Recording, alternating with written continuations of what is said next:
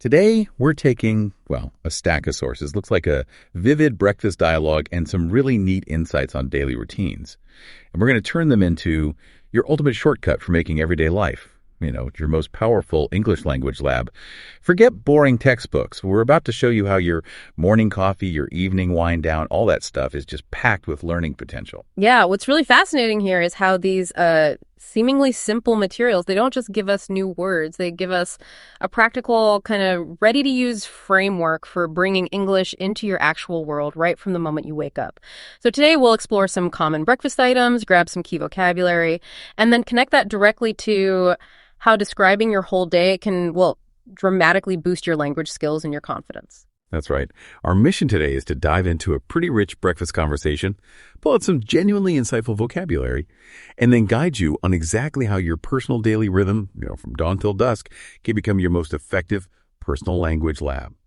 Let's dig in, starting with what sounds like a truly impressive meal. So our sources kick things off with this wonderfully inviting phrase, "Smells good, what's for breakfast?" And the answer, wow. A truly huge spread. We're talking scrambled eggs, soft-boiled eggs, French toast, buttermilk pancakes, coffee, cereal, muesli, fresh orange juice, jam, butter, and syrup. Whew.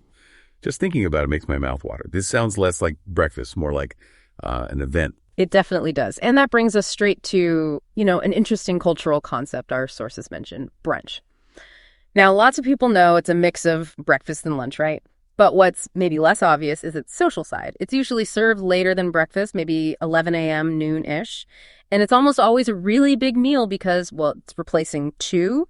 But beyond just the food, brunch has become this relaxed social thing, a chance to get together with friends or family on a weekend. Think like Mother's Day in America, a big celebratory brunch, super common way to mark the occasion. It's not just eating, it's connecting. That's a great point, the social part.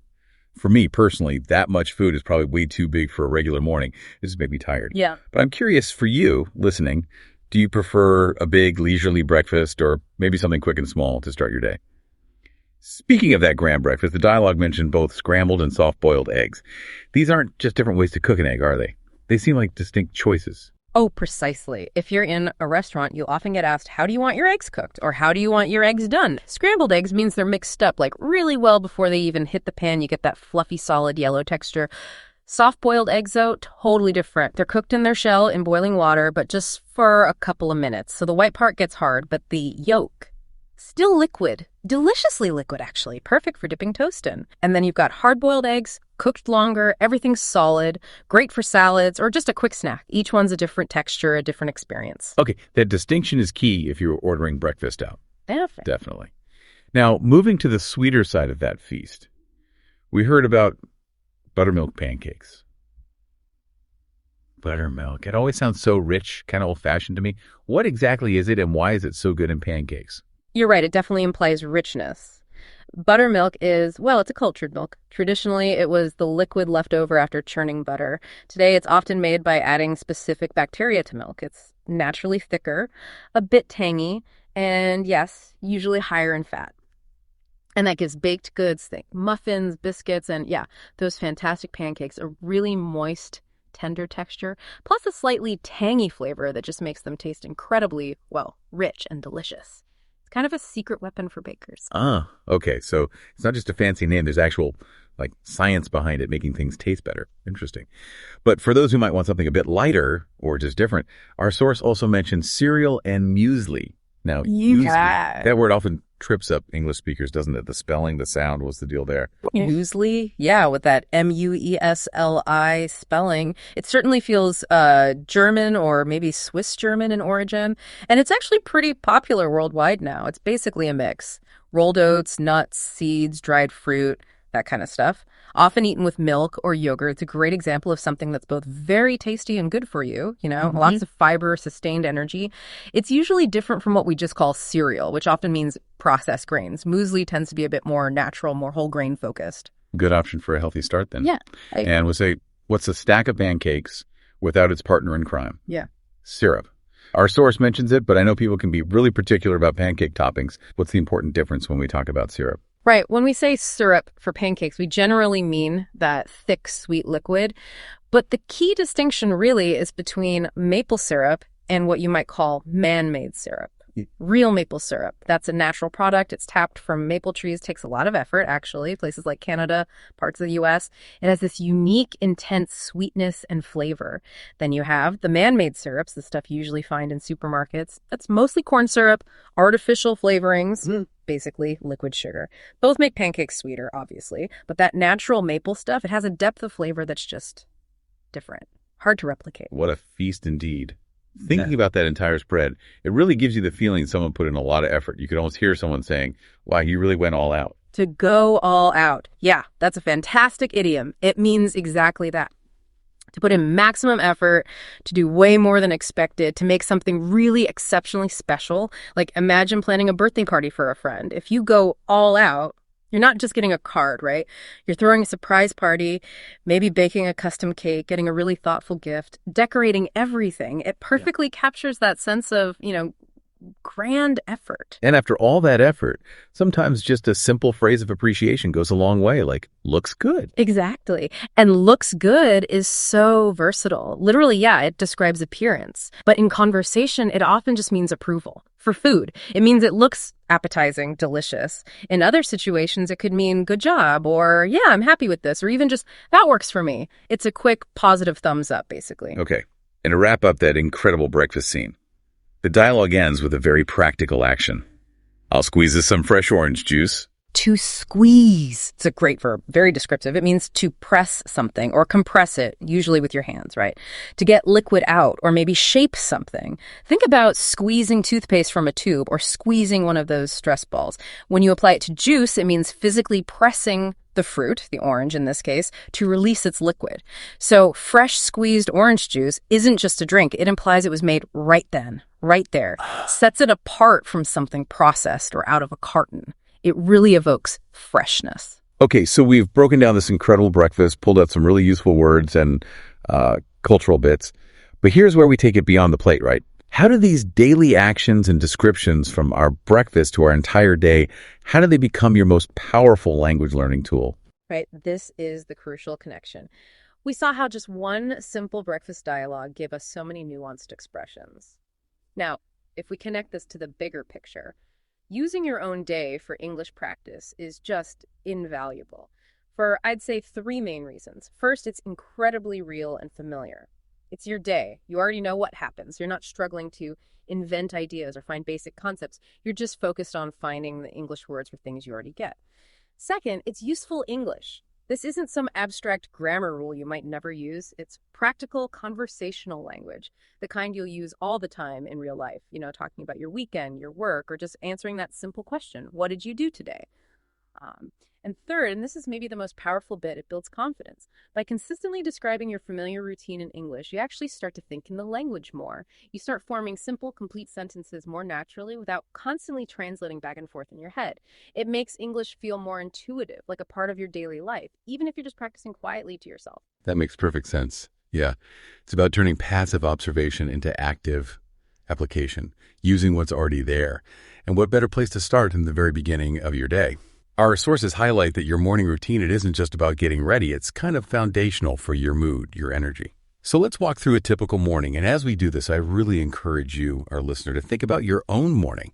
What actions do you take? What English words are you maybe already using or could you easily start using right now? Okay, let's visualize it. So usually wake up, let's say around 7:80 a.m. Maybe some days it's earlier, 6:30, especially if you got a big meeting or just want to get a head start.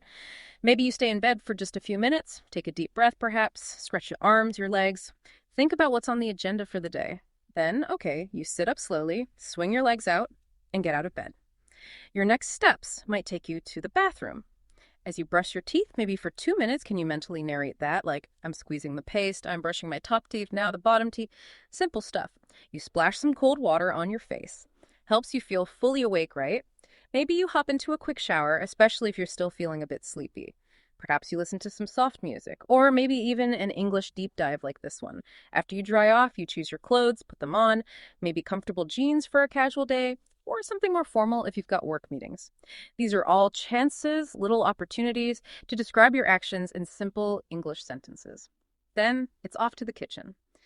Time to prepare breakfast. Now, think about what you usually make. Is it something simple like toast? Or maybe those eggs we talked about, scrambled, soft-boiled, hard-boiled, perhaps cereal with milk and a banana, or if you've got a bit more time, maybe an omelet or a bowl of oatmeal. As you eat, try describing the taste or the texture. This coffee is hot. My toast is crunchy. Little observations. You might watch a short video while you eat or check the news headlines.